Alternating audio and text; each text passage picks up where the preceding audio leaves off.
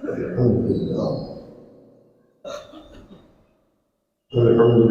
الذي ودع الأخلاق والتدبير من كان نبيا وآدم بين المواء والتين والصلاة والسلام على سيد المرسلين وعلى آله وأصحابه أجمعين أما بعد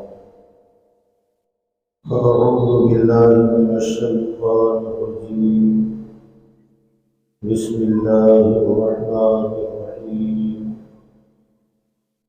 قد جاءكم من الله نور وكتاب مبين صدق الله مولانا العلي العظيم وبلغنا رسوله النبي الأمين المتين الكريم ونحن على ذلك لمن الشاهدين والشاكرين والحمد لله رب العالمين۔ محفل نور میں جلوہ فرما معزز محترم علماء ملت اسلامیہ، بالخصوص حضرت علامہ مولانا غلام مصطفیٰ صاحب کی عالی، دیگر حاضرین مجلس، السلام علیکم ورحمۃ اللہ وبرکاتہ۔ ان اللہ وملائکتہ یصلون علی النبی یا ایھا الذین آمنوا صلوا علیہ وسلموا تسلیما۔ اللهم صل على سيدنا ونبينا ومولانا محمد وعلى آله وأصحابه وبارك وسلم صلاة وسلام عليك يا سيدي يا رسول الله صلى الله تعالى عليه وسلم۔ حضرات گرامی، یہ مقدس اور بابرکت مہینہ ولادت مصطفیٰ صلی اللہ علیہ وسلم کا ہے۔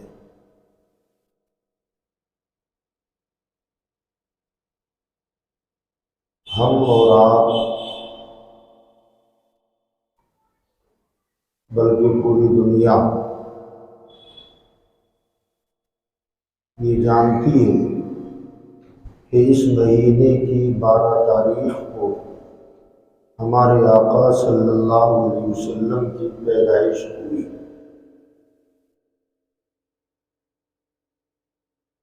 لیکن جب ہم قرآن پاک کا مطالعہ کرتے ہیں تو جہاں جہاں سرکار دو عالم صلی اللہ علیہ وسلم کی تشریف آوری کا ذکر اللہ تعالیٰ نے فرمایا، کہیں بھی پیدائش کا لفظ نہیں ہے۔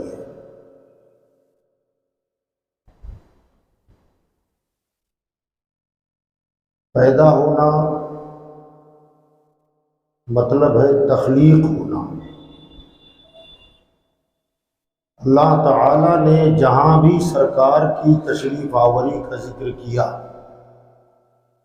عربی زبان میں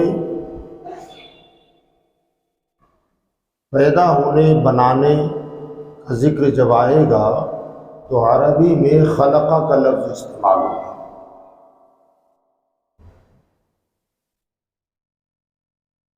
قرآن پاک میں جہاں بھی اللہ نے حضور کے آنے کا ذکر کیا، ولادت کا ذکر جہاں ہوا ہے، وہاں خلقہ کا لفظ آپ کو نہیں ملے گا۔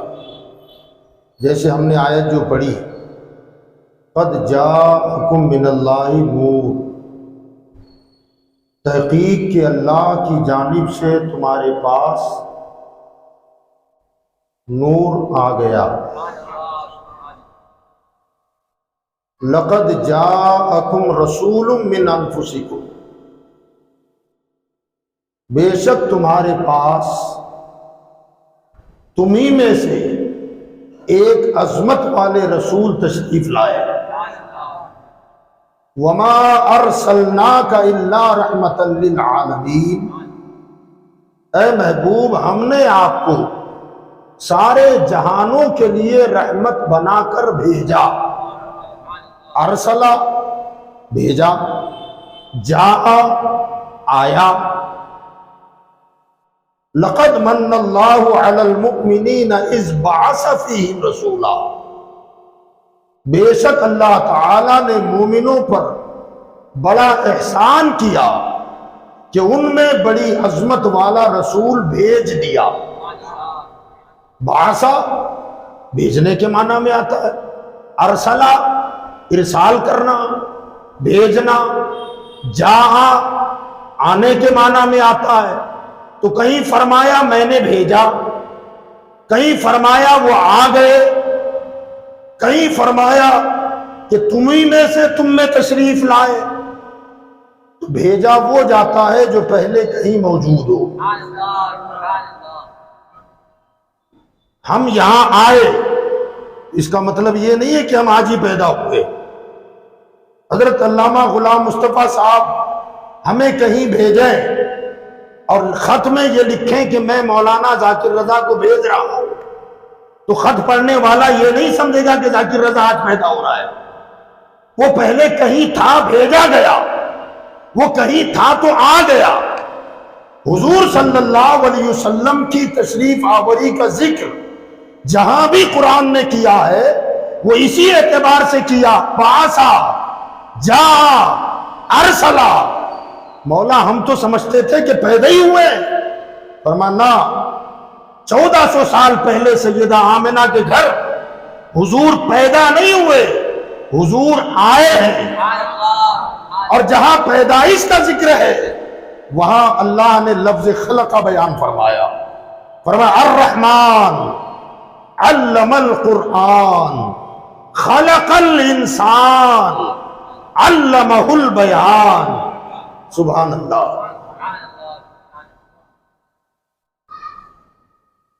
میں نے کئی مترجمین کے ترجمے دیکھے اس حوالے سے. ایک کا ترجمہ سن لیں آپ. اشرف علی تھانوی صاحب نے ترجمہ کیا، رحمان نے قرآن کی تعلیم دی. خلق الانسان، اس نے انسان کو پیدا کیا. علمہ البیان، انسان کو بولنا سکھایا. اشرف علی تھانوی. اعلیٰ حضرت کو ہم نے کھولا، کنز الایمان کھولا تو اعلیٰ حضرت نے ترجمہ کیا رحمان نے اپنے محبوب کو قرآن سکھایا. خلق الانسان، انسانیت کی جان محمد کو پیدا کیا. علمہ البیان، انہیں ما کان و ما یکون کا علم عطا فرمایا. اب اشرف علی تھانوی کا ترجمہ جب ہم نے دیکھا تو الرحمن علم القرآن، رحمان نے قرآن کا علم عطا فرمایا یا قرآن کی تعلیم دی. کس کو دی؟ غائب. خلق الانسان، انسان کو پیدا کیا. علمہ البیان، بولنا سکھایا. حضور کی شان چھپائی جا رہی ہے. ہمارے ذہن میں یہ سوال پیدا ہوا کہ اعلیٰ حضرت نے محبوب، حبیب، انسانیت کی جان محمد یہ ترجمہ جو کیا ہے، اوپر الفاظوں میں تو یہ ذکر ہے نہیں، متن میں یہ نہیں ہے. سرکار اعلیٰ حضرت نے جو ترجمہ کیا، اب متن میں یہ جب نہیں ہے تو رحمان نے اپنے محبوب کو قرآن سکھایا تو اپنا محبوب کا ذکر اوپر نہیں ہے. ہم نے تفسیروں کی طرف توجہ کی، جو جب تفسیروں کو کھول کھول کے دیکھا تو تقریباً مفسرین نے بڑی بحث کی ہے اور آخر جا کر یہی کہتے ہیں کہ اس سے مراد جناب مصطفیٰ ہے، جناب محمد عربی صلی اللہ علیہ وسلم ہے. تو اعلیٰ حضرت نے تفسیری ترجمہ ایسا کیا کہ قرآن کی مراد واضح ہو گئی. قرآن نے جس مقصد کے لیے اس کو بیان کیا ہے، مقصدیت سامنے آ رہی ہے کہ رحمان نے اپنے حبیب کو قرآن سکھایا، انسانیت کی جان محمد کو پیدا کیا۔ یہاں خلقہ کا لفظ ہے، یعنی یہاں حضور کے بنائے جانے کا ذکر ہے، اور جہاں وما ارسلناک الا رحمۃ للعالمین قد جاءکم من اللہ نور لقد جاءکم رسول من انفسکم لقد من اللہ علی المؤمنین اذ بعث فیہم رسولا، میرا رسول آ گیا، عظمت والے رسول آ گئے، تمہارے پاس نور آ گیا، اللہ نے آپ کو سارے عالموں کے لیے رحمت بنا کر بھیجا۔ وہ بھیجنے کا ذکر ہے، 1450 سال پہلے جو آقا آئے وہاں اللہ فرماتا ہے کہ ہم نے بھیجا، وہ آ گئے، بے شک فرمائی، مگر جب بنایا تھا اس کا ذکر کیا تو الرحمن علم القرآن خلق الانسان، انسانیت کی جان محمد کو پیدا کیا۔ یہاں ایک نقطہ میں عرض کر کے آگے بڑھ جاؤں، اپنی اصل بات پہ آؤں۔ انسان پہلے پیدا ہوتا ہے کہ پہلے سیکھتا ہے؟ جی، تعلیم حاصل کب کریں گے؟ پیدا ہوں گے تب علم آئے گا۔ قرآن کا انداز بیان دیکھیں آپ، پہلے تعلیم کا ذکر کرتا ہے اور بعد میں حضور کی پیدائش کا ذکر کر رہا ہے۔ فرمایا الرحمن علم القرآن، رحمان نے اپنے حبیب کو قرآن سکھایا، اور بعد میں کہتا ہے کہ ہم نے انسانیت کی جان محمد کو پیدا کیا۔ ساری دنیا پیدا ہو کر پڑھتی ہے اور میرا مصطفیٰ پیدا ہونے سے پہلے پڑھتا ہے، اور پڑھانے والا بھی خدا ہے، معلم خدا، جو کتاب پڑھائی جا رہی ہے وہ قرآن، اور جو پڑھنے والا طالب علم ہے وہ ہمارے آقا ہیں۔ یاد رکھیں، جناب جبریل علیہ السلام کے حوالے سے بعض لوگوں کا یہ تصور ہے کہ قرآن جبریل نے حضور کو سکھایا، حالانکہ قرآن کہتا ہے کہ جبریل نے نہیں سکھایا، سکھانے والی ذات اللہ کی ہے، جبریل خالی لانے والے ہیں۔ یہی وجہ ہے کہ قرآن پاک جب اترا اور نازل ہوا تو باقاعدہ طور پر ان کا کام صرف پہنچانا ہے، علم سکھانا اللہ کا کام ہے۔ ایک صاحب نے کبھی ٹیلی ویژن پر آ کر یہ بتایا تھا کہ جب نماز فرض ہوئی، مجھ سے بعد میں سوال کیا تھا کسی نے، نماز فرض ہوئی تو جناب جبریل علیہ السلام حضور کے پاس آئے، ہے روایت، آئے اور آ کر کے سرکار سے کہا کہ یا رسول اللہ صلی اللہ علیہ وسلم، نماز سے پہلے وضو کیسے کرنا ہے وہ مجھے دیکھیں آپ، میں پہلے وضو بناتا ہوں۔ حضور کے سامنے جبریل نے وضو بنایا، سرکار نے اسے ملاحظہ فرمایا، پھر فرمایا، عرض کیجیے یا رسول اللہ میں نماز پڑھتا ہوں، مجھے دیکھیں، میں جیسے جیسے نماز پڑھوں ایسے ہی آپ بعد میں پڑھنا اور اپنے امتیوں کو سب بتانا۔ گویا جناب جبریل نے حضور کو نماز پڑھنا سکھایا۔ نماز فرض کب ہوئی؟ بولیں آپ۔ معراج میں۔ کب ہوئی؟ معراج میں۔ اب جب فرض ہوئی تب جبریل نے آ کے بتایا کہ جیسے میں ادا کرتا ہوں ایسے خود بھی ادا کریں اور لوگوں کو ادا کروائیں۔ تعجب کی بات یہ ہے کہ اگر جبریل نے اس وقت نماز پڑھنا سکھائی تھی تو جب سرکار معراج میں جب جا رہے تھے تب تو نماز فرض ہی نہیں تھی۔ معراج میں جب جا رہے تھے تو بیت المقدس میں امامت کر کے گئے۔ سوال یہ ہے کہ جبریل نے تو فرض ہونے کے بعد سکھائی، تو بیت المقدس میں کون سی پڑھائی؟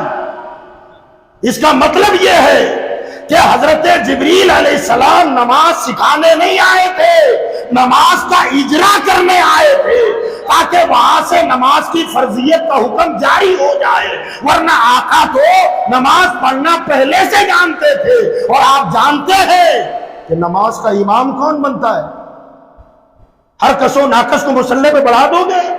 حکم یہ ہے کہ جتنے لوگ حاضر ہیں ان میں جو نماز کے مسائل کو زیادہ جانتا ہو اسے امامت کے مصلی پہ کھڑا کیا جائے۔ ہمارے آقا ان کو نماز پڑھا رہے ہیں جنہوں نے اپنے غلاموں کو عبادت کا طریقہ سکھا چکے تھے، جو پڑھا چکے تھے، پڑھ چکے تھے۔ اب آقا سب سے اخیر میں آئے جو دنیا کو پڑھا چکے تھے ان کی نماز پڑھا رہے ہیں، تو ماننا پڑے گا کہ جتنے لوگ عبادت کا طریقہ سکھا چکے تھے سب سے زیادہ علم رکھنے والی ذات صفوف انبیاء میں اگر کوئی ہے تو آمنہ کے لال کی ہے۔ سرکار نے امامت فرمائی اور معراج میں نماز لینے جا رہے ہیں اور نماز پڑھا کے جا رہے ہیں۔ یہ سوچنے والی بات ہے۔ تو پتا چلا جبریل علیہ السلام نے آقا کو نماز پڑھنا نہیں سکھایا، وہ جو قانون کے تحت اس کا اجرا تھا وہ کروایا تھا، ورنہ آقا صلی اللہ علیہ وسلم پہلے ہی سے سب کچھ پڑھے ہوئے تھے، کیونکہ قرآن تو کہتا ہم نے پیدا بعد میں کیا ہے، علم پہلے عطا فرمایا ہے۔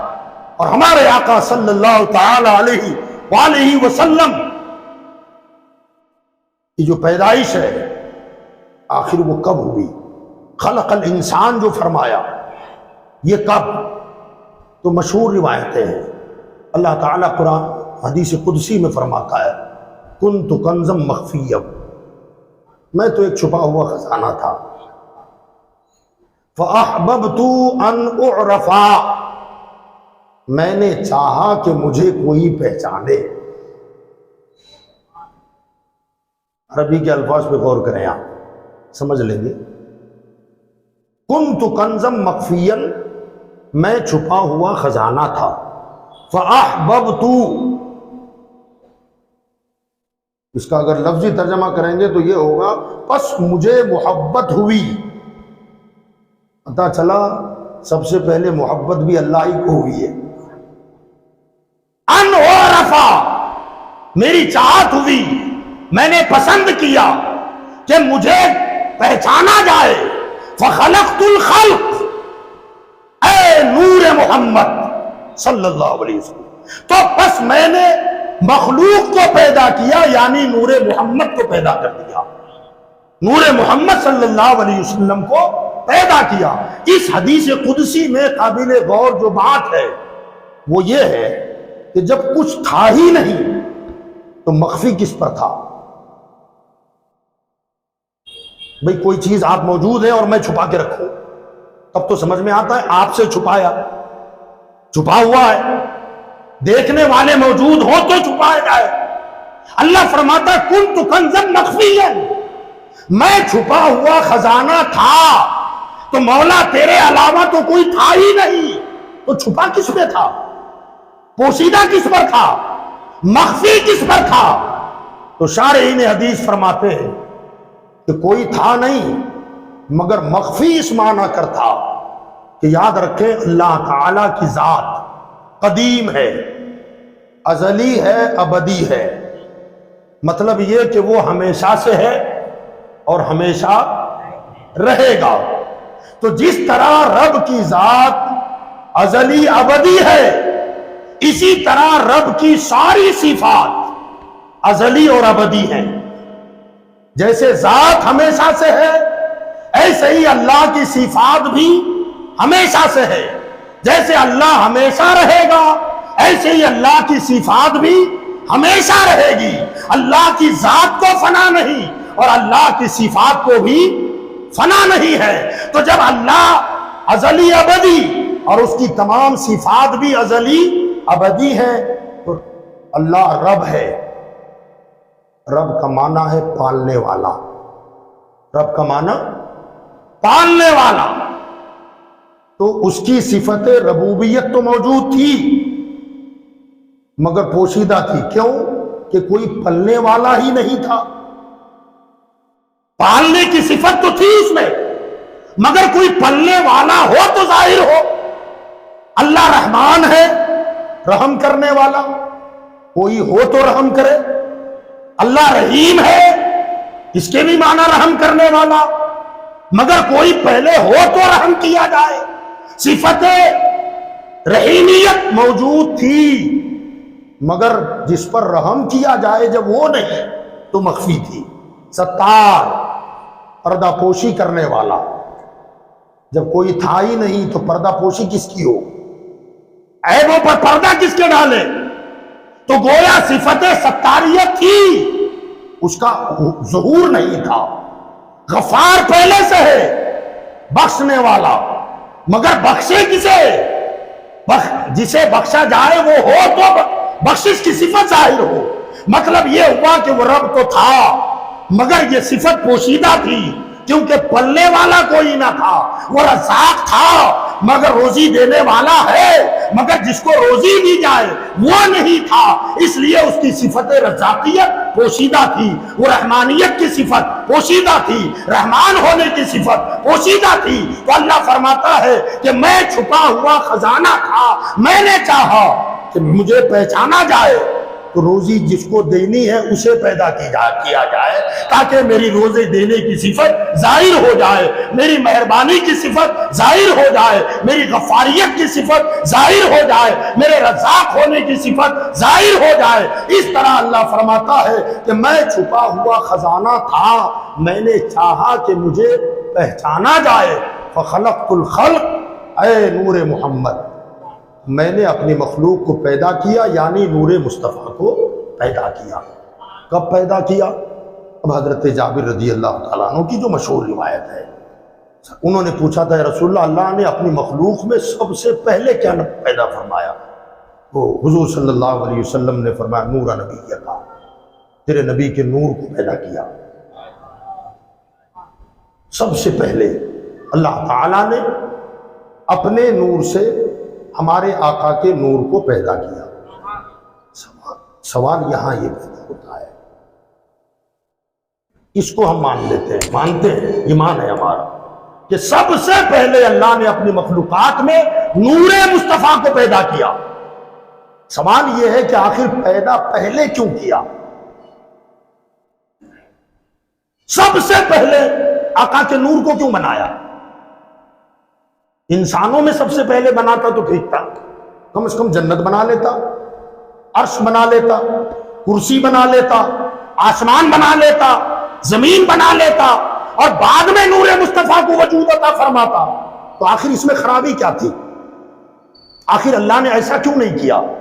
تو یاد رکھیں، میں ایک مثال دے کر آپ کے ذہن کے قریب کروں کہ اللہ نے ایسا کیوں کیا۔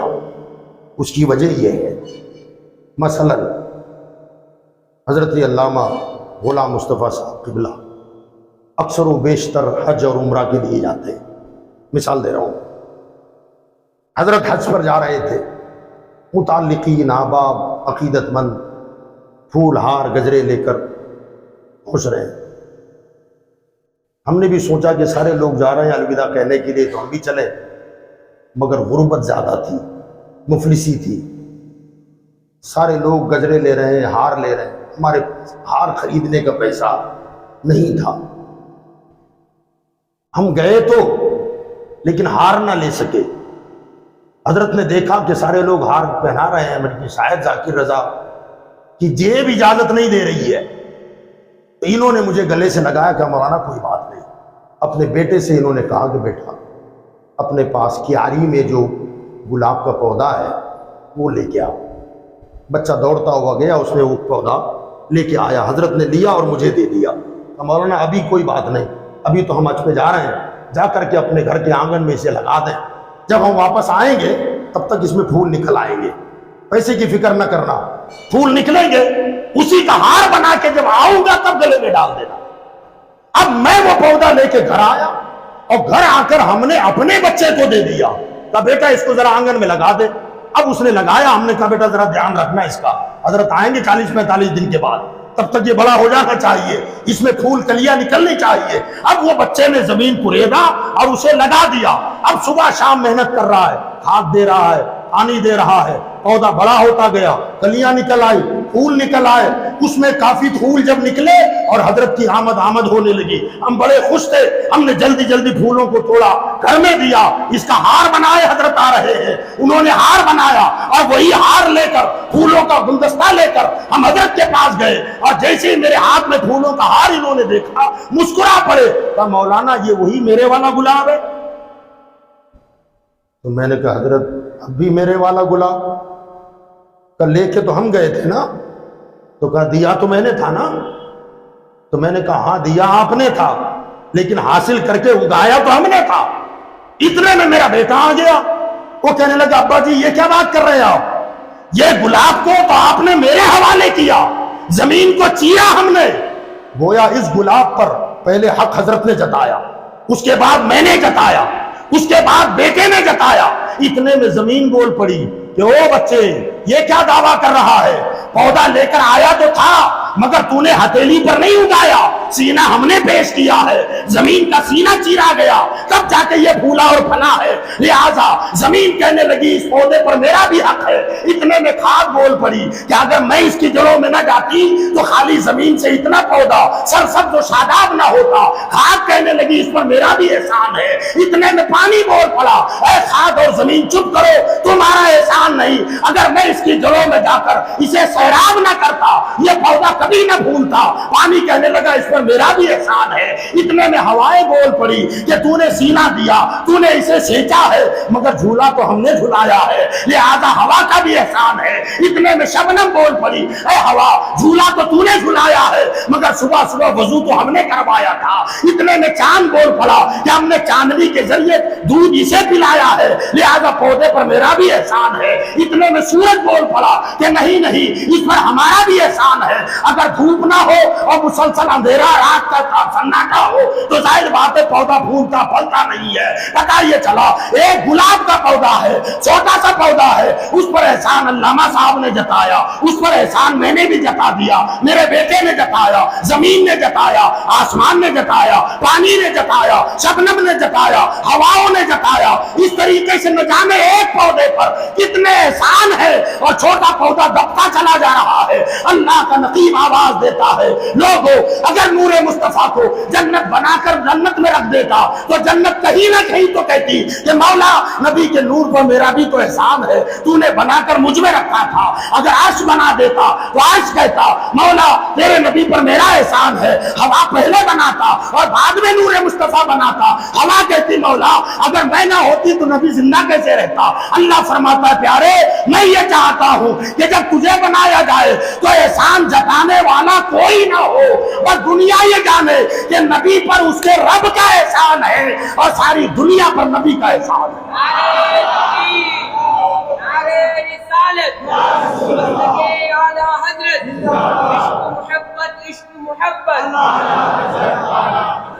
اس لیے اللہ نے سب سے پہلے ہمارے آقا کے نور کو بنایا تاکہ آسمان بھی سر نہ اٹھا سکے، جنت بھی سر نہ اٹھا سکے، عرش و کرسی بھی سر نہ اٹھا سکے، سورج و چاند بھی سر نہ اٹھا سکے۔ مصطفیٰ آپ پر اگر احسان ہے کسی کا تو تمہارے رب کا احسان ہے اور ساری کائنات پر میرے مصطفیٰ کا احسان ہے۔ حضور صلی اللہ علیہ وسلم کا نور اللہ نے سب سے پہلے بنایا۔ وہ نور جہاں جہاں مشیت خداوندی ہوئی ہزاروں ہزار سال تک گردش کرتا رہا۔ روایت میں آیا ہے کہ اسی نور نے اس زمانے میں رب کے لیے 2 رکعت نماز ادا فرمائی۔ وہ نماز ایسی بے مثال، صوفیاء کرام فرماتے ہیں کہ جب نور مصطفیٰ نے قیام کیا تو 70,000 سال تک صرف قیام میں رہا۔ 70,000 سال کے بعد رکوع کیا تو رکوع 70,000 سال کا تھا۔ رکوع سے سر اٹھایا قوما کیا تو قوما 70,000 سال۔ سجدے میں گئے تو سجدہ پہلا سجدہ 70,000 سال کا۔ پہلے سجدے سے سر اٹھایا جلسے میں بیٹھا تو وہ جلسہ 70,000 سال کا۔ دوسرا سجدہ کیا 70,000 سال کا۔ اس طرح 2 رکعت مکمل ہوئی۔ رب نے فرمایا پیارے میری عبادت کا حق ادا کر دیا، ہم نے تمہاری عبادت کو قبول کر لیا، مانگو کیا مانگتے ہو؟ صوفیہ فرماتے ہیں نور مصطفیٰ نے کہا تھا مولا مجھے معلوم ہوتا ہے کہ تو مجھے کسی قوم کا نبی بنائے گا، کوئی قوم میری رہبری میں دی جائے گی، مولا اگر تو یہ چاہتا ہے کہ میں کچھ سوال کروں تو باری تعالیٰ اتنا کرم کر دے کہ میری امت کی بخشش کروا دے۔ آپ ذرا دیکھیں کائنات کا وجود نہیں تھا، انسان اور انسانوں کا وجود نہیں تھا، اور میرے آقا نے وہاں رب کی بندگی کی۔ رب نے فرمایا مانگو کیا مانگنا ہے، تو مصطفیٰ نے اگر مانگا بھی ہے تو ہماری بخشش کا سوال کیا ہے، ہماری بخشش مانگی ہے۔ تو اب ذرا سوچو کہ جو آقا اس مقام پر ہمیں نہ بھولا تو ہم یہاں بھول جائیں؟ اعلی حضرت فرماتے ہیں جو نہ بھولا ہم غریبوں کو رضا، جو نہ بھولا ہم غریبوں کو رضا، یاد اس کی اپنی عادت کیجئے جو وہاں ہمیں یاد کرے۔ اور وہی نہیں، مشہور و معروف روایت حضرت سیدہ آمنہ خاتون فرماتی ہے کہ جب سرکار کی ولادت پاک ہوئی، آقا دنیا میں تشریف لائے، سیدہ آمنہ فرماتی ہے میں نے اٹھ کر کے جاننا چاہا کہ بچے کی کیفیت کیا ہے، تو کیا دیکھا؟ بولے جانتے ہیں نا کیا دیکھا؟ سجدے کی حالت میں، سبحان اللہ، ماتھا مصطفیٰ کا لگا ہے، ننی ننی زبان سے الفاظ ادا ہو رہے ہیں، رب حبلی امتی، رب حبلی امتی، رب حبلی امتی، مولا میری امت میرے حوالے فرما دے، مولا میری امت میرے حوالے فرما دے۔ وہاں بھی یاد کیا، اور ادھر ولادت ہوئی، پیدا ہوتے ہی سرکار نے زمین پر ماتھا رکھا اور یاد کیا، تو ہم گناہگار امت کو یاد کیا ہے۔ تو ہم میلاد میں بھی ان کی یاد نہ منائیں؟ تعجب کی بات ہے، جو نہیں مناتے ان کے لیے افسوس کی بات ہے۔ الحمدللہ ہم مناتے ہیں، اور مناتے کب تک مناؤ گے؟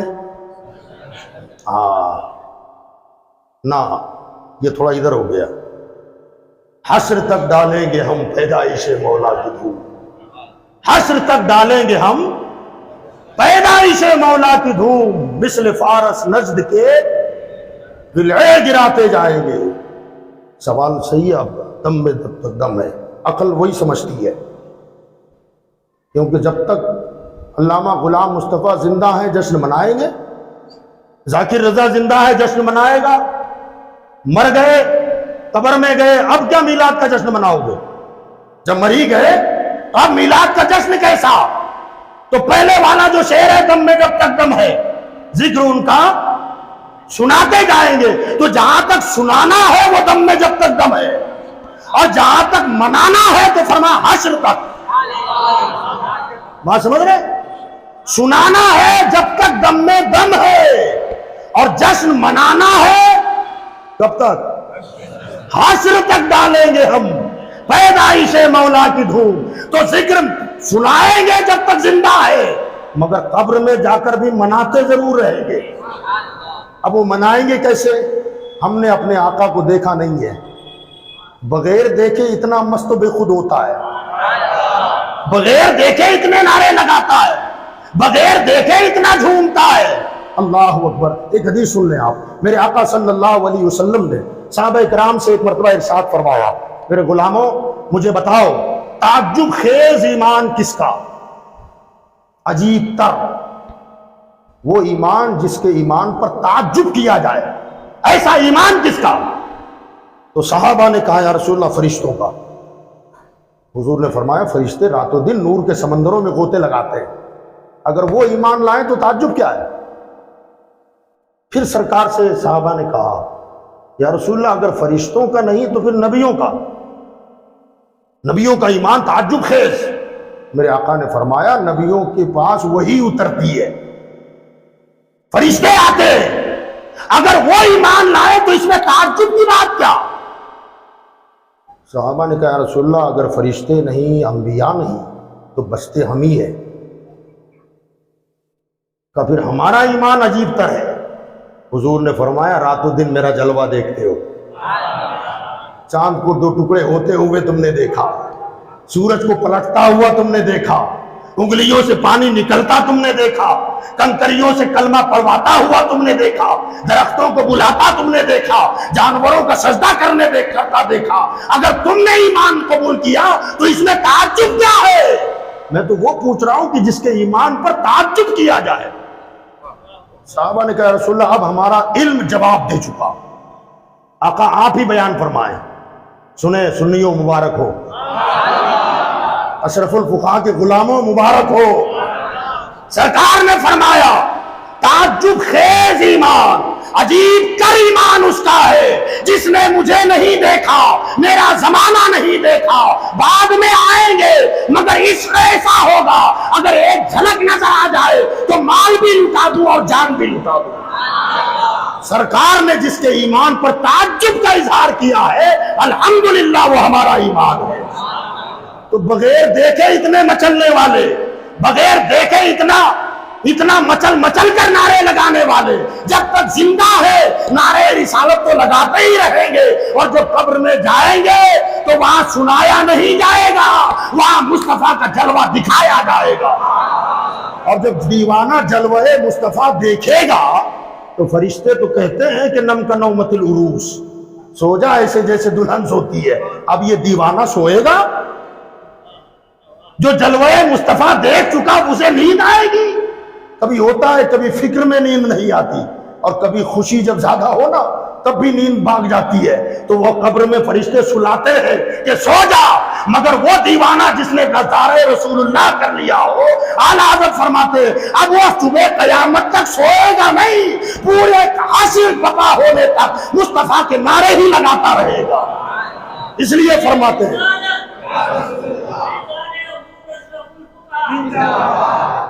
حشر تک ڈالیں گے ہم پیدائش مولا کی دھوم۔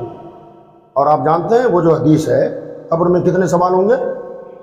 جی ہے نا، حدیثوں کی مختلف کتابوں میں ہے، کئی کتابوں میں۔ امام بخاری جو حدیث لائے ہیں اس حدیث میں 3 سوالوں کا ذکر ہی نہیں ہے۔ امام بخاری میں نے جس کو روایت کی اپنی کتاب میں، ممکن ہے کہ وہ جو حدیث ہے 3 سوال والی یا تو امام بخاری تک پہنچی نہ ہو، اور اگر پہنچی ہو تو ان کے معیار پر نہ اتری ہو، ان کا معیار تھا اپنا۔ وہ جو روایت لائے ہیں اس روایت میں 3 سوال ہے ہی نہیں، اس روایت میں صرف ایک ہی سوال ہے۔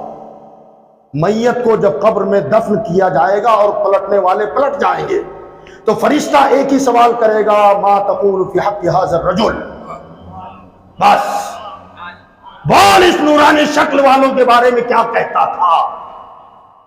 اتنی روایت کر کے آگے فرماتے ہیں میت اگر مومن ہوگی تو کہے گی ھذا محمد الرسول اللہ، اور یہ جملہ بخاری میں 7 مرتبہ ہے۔ میت 7 مرتبہ کہے گی ھذا محمد الرسول اللہ، ھذا محمد الرسول اللہ، ھذا محمد الرسول اللہ، ھذا محمد الرسول اللہ۔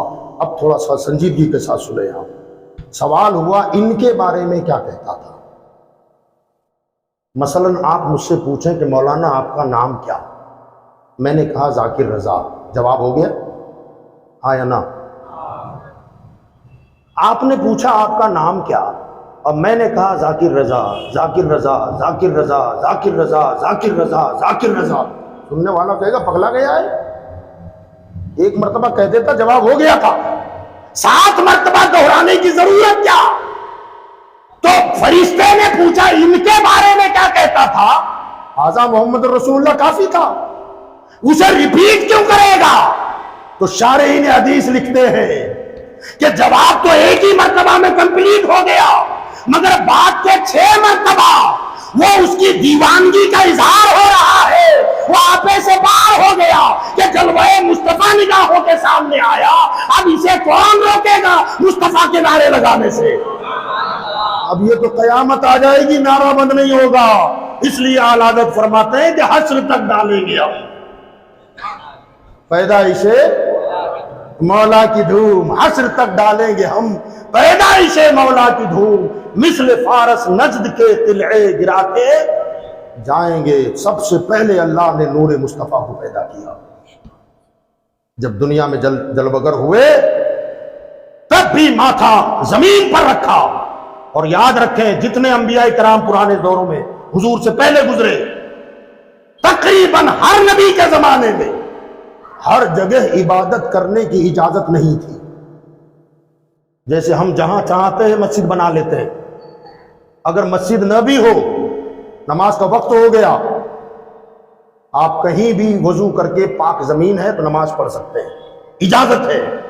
مگر پرانے وقتوں میں یہ معاملہ تھا کہ نبی نشان لگا دیتے اور فرماتے یہاں عبادت ہوگی، گھر میں عبادت کی اجازت نہیں، سفر میں ہو عبادت کی اجازت نہیں، یہاں آؤ گے تو عبادت ہوگی۔ جسے مسجد مقرر کر دیا گیا وہی عبادت ہوگی۔ نمازیں چھوٹ رہی ہے شمار کرنا، جہاں مقرر ہے جگہ وہاں آ کر کے ادا کرنا تو ادا ہوگی، ورنہ نہیں۔ لیکن جب ہمارے آقا آ گئے، امت محمدیہ کے لیے رخصت مل گئی۔ جہاں چاہو رب کا سجدہ کرو، جہاں چاہو عبادت کرو، جہاں چاہو مسجد بنا لو۔ باری تعالیٰ پہلے تو جگہ مقرر کی، پیغمبر نشان لگا دیتا، آخر اب یہ اتنی اجازت کیسے مل گئی؟ تو علماء فرماتے ہیں اس کا ریزن یہ ہے کہ جب سرکار کی ولادت ہوئی اور ولادت کے ساتھ ہی میرے آقا نے جب سر سجدے میں رکھا تو رب نے فرشتوں سے فرمایا، اے فرشتوں گواہ رہو، اب میں نے پوری زمین کو مسجد بنا دیا ہے، اس لیے کہ ماتھا میرے محمد کا لگ گیا۔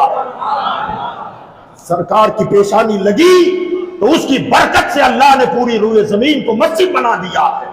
اب اسٹیشن پر ہو، نماز کا وقت ہو گیا، وضو کرو، جگہ پاک صاف ہے، نماز پڑھ سکتے ہو، اجازت ہے۔ کھیت میں ہو، نماز کا وقت ہو گیا، نماز پڑھ لو۔ یہ سب صدقہ کس کا ہے؟ بولو کس کا صدقہ؟ ہاں کس کا صدقہ؟ تھوڑا سا چینج کریں اس کو، سرکار کا تو صدقہ ہے، یہ میلاد کا صدقہ ہے۔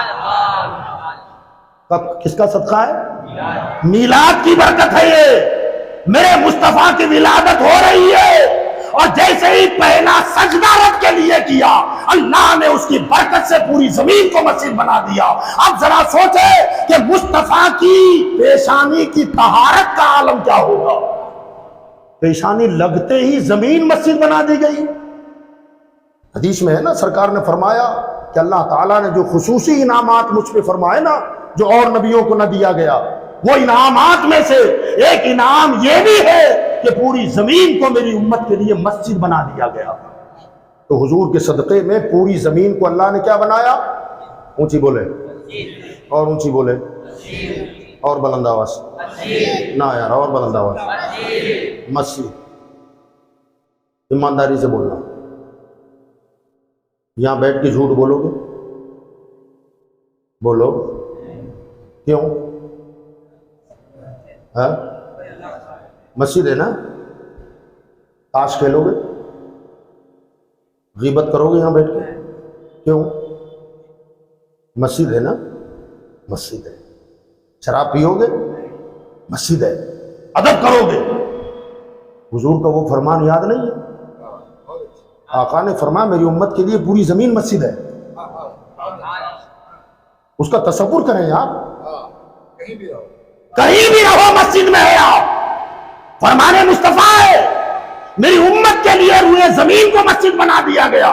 تو اب جیسے مسجد کے اندر چار دیواری میں بیٹھ کے شراب پینا جرم ہے، ایسے زمین کے کسی کونے میں جاؤ، شراب پینے پر پابندی ہے، گویا تم یہ تصور کرو کہ میں مسجد میں ہوں۔ جیسے یہاں جھوٹ کے بارے میں خیال کرتے ہو کہ زبان سے جھوٹ نہ نکلے، مسجد میں بیٹھا ہوں، اور بات آدمی بولتا بھی ہے میں مسجد میں بیٹھا ہوں، سچ بول رہا ہوں، کیا مطلب ہے اس کا؟ یعنی باہر جاؤ گے تو چلے گا؟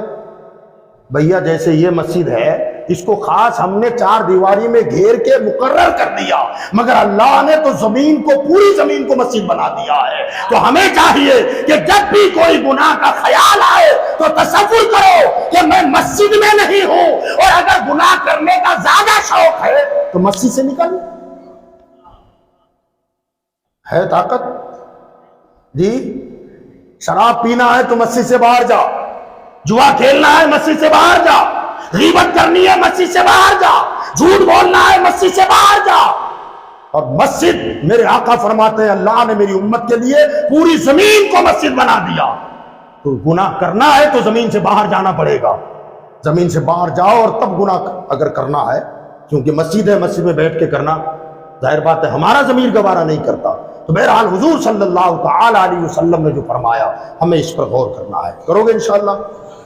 جب بھی جھوٹ بولنے کا من کرے نا، ارادہ ہو، منافع نظر آ رہا ہے، اگر تھوڑا جھوٹ بول دوں گا تو شاید فائدہ ہو جائے گا، بس اتنا تصور کرنا ہے۔ اور حضور نے فرمایا یہ بھی مسجد ہے، جہاں میں کھڑا ہوں یہ بھی مسجد ہے۔ غیبت کرنے کا ارادہ ہوا، فلاں کی برائی نکالو، کر دو، ذرا کھینچو نا تھوڑا سا، یہ بہت عزت کرتا ہے، تھوڑی سی برائی کر دو، جیسی ارادہ ہو فوراً تصور کر لینا آقا نے فرمایا کہ پوری زمین مسجد ہے اور میں مسجد میں کھڑا ہوں۔ اگر اتنا تصور بھی بیدار ہو جائے نا تو ہماری زندگی سے گناہوں کا خاتمہ ہو جائے، گناہ ہماری زندگی سے نکل جائے گا۔ ہمارے آقا صلی اللہ تعالی علیہ وآلہ وسلم کی ولادت پاک ہوئی، بچپن گزرا، لڑکپن گزرا، جوانی آئی۔ وہ دور کیسا دور تھا؟ وہ دور ایسا دور، پوری دنیا شرک اور کفر کے اندھیروں میں ڈوبی ہوئی۔ کون سا گناہ تھا جو دنیا میں نہ ہوتا ہو؟ کون سا پاپ تھا جسے لوگ فطرت سمجھ کے نہ کرتے ہوں؟ یاد رکھیں، برائی لوگوں میں پائی جاتی ہے، لیکن احساس برائی بھی اگر مر جائے تب اس قوم کو کبھی سدھارا نہیں جا سکتا۔ گناہ ہو اور ساتھ میں احساس گناہ بھی موجود ہو تو انسان کے پلٹ آنے کے امکانات ہوتے ہیں، واپسی کے چانسز ہوتے ہیں۔ میں گناہ کر رہا ہوں لیکن کہیں نہ کہیں اندر ہوک آتی ہے کہ یار غلط ہے، پلٹنے کے امکانات ہیں۔ شراب حرام ہے، پیتا ہوں، لیکن کہیں نہ کہیں یہ گوشہ سر اٹھاتا ہو کہ یار حرام ہے، پلٹنے کے امکانات ہیں۔ لیکن جب گناہ ہو اور احساس گناہ مٹ جائے تو آدمی پلٹ نہیں سکتا۔ ظلم ہو اور احساس گناہ فنا ہو جائے تو آدمی باز نہیں آ سکتا۔ اور میرے مصطفیٰ کا دور وہ تھا کہ گناہ بھی تھا اور احساس گناہ بھی نہیں تھا، ظلم تھا، احساس ظلم مر چکا تھا، بدیاں تھیں، احساس بدی بھی ختم ہو گئی۔ اب ایسے ماحول میں بے حیائی، بے غیرتی، بے شرمی، شراب، جوا، زناکاری عام، بلکہ اسے وہ اپنی فطرت سمجھتے تھے، گناہ بھی نہیں سمجھتے تھے۔ ایسے ماحول میں میرے مصطفیٰ کا دامن ہر برائی سے منزہ، پاک اور صاف ستھرا رہا۔ ہم کیا زمانے کو، حالات کو شکایت کرتے ہو کہ نہیں؟ بچے بگڑ گئے، کیا کریں مولانا، دور ہی ایسا آ گیا، زمانہ ایسا آ گیا۔ میں کہتا ہوں میرے مصطفیٰ کا دور دیکھیں آپ، کون تھا توحید کا نعرہ لگانے والا؟ کون تھا ظلم کو ظلم کہنے والا؟ کون تھا بدی کو بدی کہنے والا؟ حالانکہ پورا کا پورا آوا ہی بگڑا ہوا تھا، اور ایسے پورے پراگندہ ماحول میں مصطفیٰ کے دامن پر ہلکا سا بھی کہیں داغ نظر نہیں آتا۔ لوگ حیرت زدہ تھے، لوگ حیرت زدہ تھے۔ ہم جو کر رہے ہیں یہ تو ہماری فطرت ہے، اور محمد اگر اس سے بچے ہوئے ہیں تو گویا یہ تو فطرت سے بغاوت کر رہے ہیں، اور یہ ممکن ہی نہیں ہے۔ اور مصطفیٰ کی ذات ہی وہ ہے جو غیر ممکن کو ممکن بنا دے۔ آقا کی ذات ہی وہ ہے۔ لوگ دیکھتے تھے کہ آخر یہ زنا سے کیسے بچ رہے ہیں، شراب سے کیسے بچے ہوئے ہیں، دیگر ہم جو کام کرتے ہیں ان کاموں سے بچے کیسے ہیں۔ سرکار نے پہلے مسلسل 40 سال تک اپنا کردار لوگوں کے سامنے پیش کیا، کسی سے کہا کچھ نہیں، کر کے دکھایا۔ یاد رکھیے گا، قرآن اترا ہے 40 سال کے بعد، مگر وہ پڑھ کے سنانے کے لیے اترا۔ لوگ کہتے ہیں کہ نبی امی تھے، نبی امی تھے۔ امی کا معنی ان پڑھ، جاہل، اور وہی ان پڑھ معنی ہی مراد لے کر ترجمہ بھی کیا گیا. امی معنی ان پڑھ، ترجمے میں ان پڑھ کا لفظ لکھا گیا.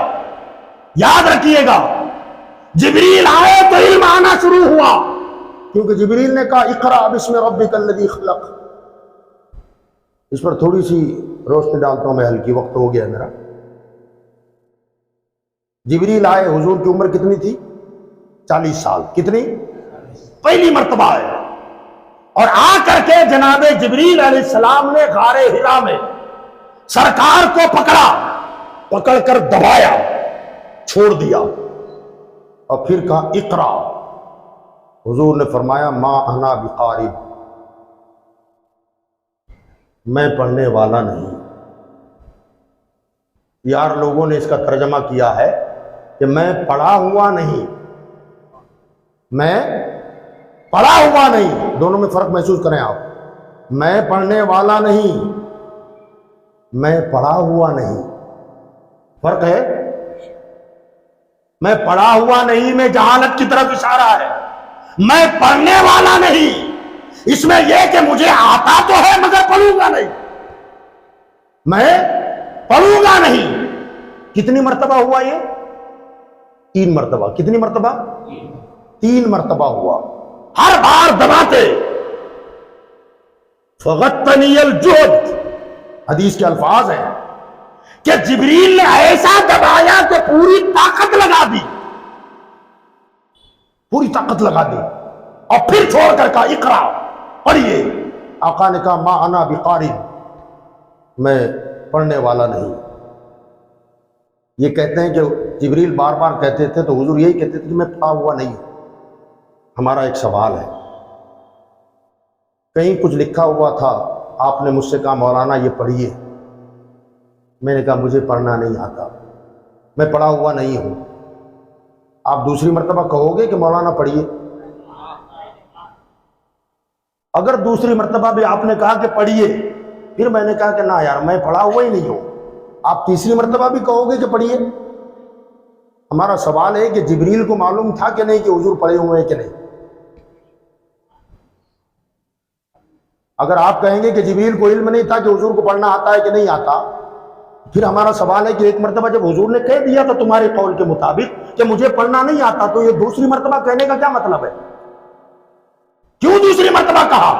اور دوسری مرتبہ بھی کہہ دیا پڑھیے، آقا نے کہہ دیا مجھے پڑھنا نہیں آتا، تو تیسری مرتبہ جبریل نے کیوں کہا کہ پڑھیے؟ اس کا مطلب ہے کہ جبریل جانتے تھے کہ مصطفیٰ پڑھنا جانتے ہیں مگر پڑھتے نہیں ہے، اسی لیے تو 3 مرتبہ دہرایا جا رہا ہے. اور یاد رکھیے گا اس میں بڑے پیارے پیارے نکات بھی ہیں. جبریل علیہ السلام نے حضور کو دبایا کیوں؟ اور اتنا زور سے دبایا کہ جبریل فغتنی الجہد، طاقت کی انتہا کو پہنچے. ذرا سوچیں آپ، غور کریں، فرشتے کی طاقت کا اندازہ کوئی لگا سکتا ہے؟ وَإِذْ أَخَذْنَا مِيثَاقَكُمْ فَوْقَكُمُ الطُّورَ خُذُوا مَا آتَيْنَاكُمْ بِقُوَّةٍ. بنی اسرائیل نے جناب موسیٰ سے کہا تھا کہ ہر بار آپ کے پاس آنا پڑتا ہے، حرام و حلال، جائز و ناجائز کے مسئلے پوچھنے پڑتے ہیں، بار بار آپ کو تکلیف ہوتی ہے. کرم کر دیں، آپ تو طور پر جاتے ہیں، رب سے کوئی کتاب مانگ لینا، اس میں سارے مسائل ہوں، ہمارے پاس وہ کتاب ہو تو دیکھ دیکھ کے عمل کرتے رہیں گے، آپ کو پریشانی سے چھٹکارا مل جائے. ڈیمانڈ کیا. جناب موسیٰ علیہ السلام نے رب کی بارگاہ میں عرضی رکھی، باری تعالیٰ میری قوم کتاب مانگ رہی ہے. اللہ تبارک و تعالیٰ نے توریت عطا فرمائی. توریت لے کر کے آئے اور ان بنی اسرائیلیوں کو کہا کہ یہ کتاب لو. انہوں نے جب کھولا اسے دیکھا تو قانون بڑے سخت تھے، بہت سخت. گھبرا گئے، گھبرا کر کے کہا موسیٰ اس کتاب پر ہم سے عمل نہیں ہو سکتا. حضرت موسیٰ علیہ السلام نے فرمایا وہ کیا کر رہے ہو؟ ڈیمانڈ کر کے مانگا ہے تم نے، اللہ نے خود سے نہیں عطا فرمائی، تم نے طلب کیا تب دیا ہے، مانگا ہے تم نے، اب تو عمل کرنا پڑے گا. وہ کہنے لگے نا ہم سے عمل نہیں ہوگا، آپ جانے یہ کتاب جانے. حضرت موسیٰ علیہ السلام پریشان کہ رب سے مانگ کر کے لی ہے، اب میری قوم عمل سے انکار کر رہی ہے، اب کیا ہوگا؟ تو رب نے جناب جبریل کو بھیجا کہ جا کر کے ذرا بنی اسرائیل کو سبق سکھا دیں۔ جناب جبریل آئے، قرآن کی تفسیر میں وَإِذَا أَخَذْنَا مِيثَاقَكُمْ فَوْقَكُمُ الطُّورِ، آ کر کے اپنے ایک ہاتھ سے طور کے پہاڑ کی چوٹی کو پکڑا۔ میلوں لمبا پہاڑ ہے، پتہ نہیں کتنے کروڑ ٹن اس کا وزن ہوگا، ایک ہاتھ سے پکڑا اور زمین سے اکھاڑ کر بنی اسرائیل کے سروں پہ لٹکا دیا جیسے یہ چھت لٹک رہی ہے۔ خُذُوا مَا آتَيْنَاكُمْ بِقُوَّةٍ، یہ پہاڑ لے کے کھڑا ہوں، جو دیا گیا ہے اس کو لے کر کے عمل کرتے ہو کہ چھوڑوں؟ یہ گھبرا گئے، پریشان ہو گئے کہ پہاڑ لٹک رہا ہے، گھبرا کر کے سمعنا وَأَطَعْنَا کہتے ہوئے سجدے میں گرے۔ مفسرین فرماتے ہیں کہ سجدہ کیا بھی تو ماتھے پر نہیں کیا، گال پہ کیا، ڈرے ہوئے تھے۔ گال پہ کیوں کیا؟ کہ اوپر بھی نظر رہے چھوٹا کہ نہیں چھوٹا، گال پہ سجدہ کیا تاکہ اس پر بھی نظر رہے، اور کہنے لگے ہم ایمان لائے، ہم نے سن لیا، ہم اطاعت کریں گے۔